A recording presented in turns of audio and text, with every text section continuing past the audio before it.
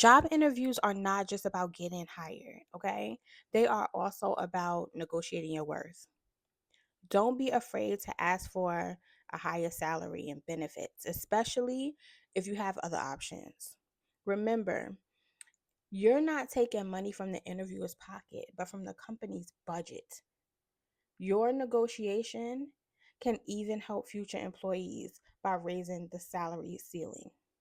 What you earn in your 20s, it really just shapes what you earn for the rest of your life. Okay? Big salary jumps are generally harder to come by later in your career. So here's how you can start off strong. It is easier than ever to find out how much jobs pay.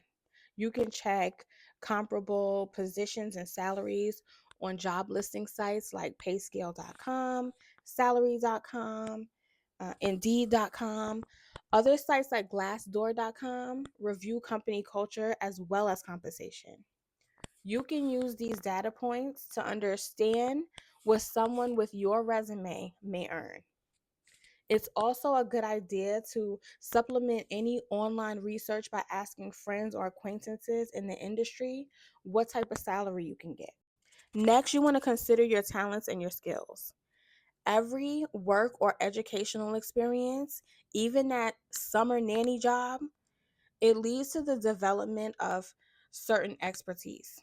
When it's time to talk salary, highlight what you learned from any retail gigs, internships, leadership roles, if it's relevant to the current position, of course.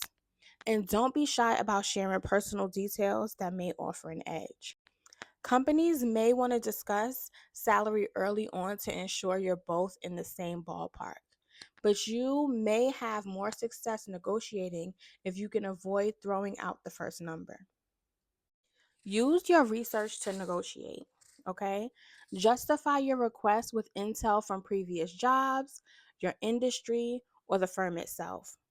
Once you lay out your reasoning, ask something like, would you be able to pay X? Name a number that is higher, but not so high that they're turned off. According to Career Builder, 70% of employers are willing to negotiate offers with recent graduates.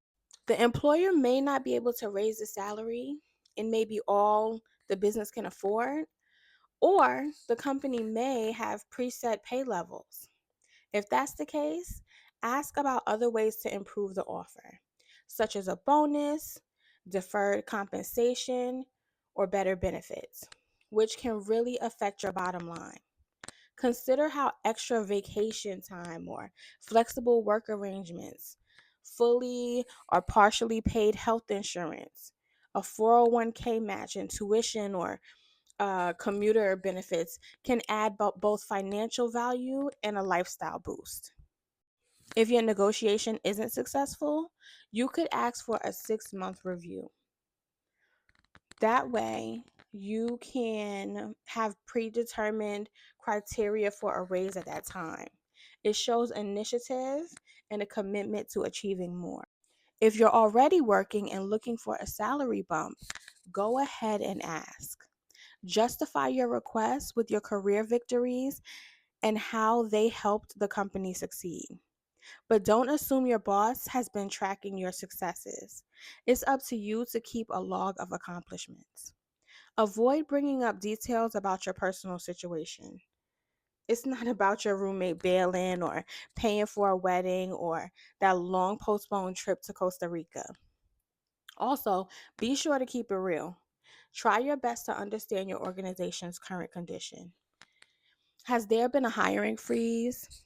Are quarterly profits down? Don't neglect your own needs, but it's wise to acknowledge your company's financial situation. It shows you're paying attention and that you get the big picture. While you're negotiating, don't make these rookie mistakes.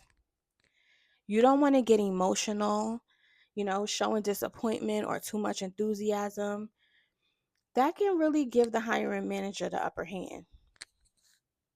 You don't want to refuse to budge. Give in on something the employer wants in order to get what's most important to you. A successful negotiation should feel like a win-win.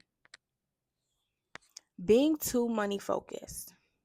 Growth potential, new networks, and the skills you'll develop could be much more valuable than an extra 3 grand. If you don't get a raise, find out why and ask your boss for suggestions on how you can improve. That can set you up for success on the next go round. Whether you're negotiating your first job offer, your fifth, or a raise, always keep in mind your best alternative, whether it's unemployment or competing offer. That can make your final decision easier once your options are clear.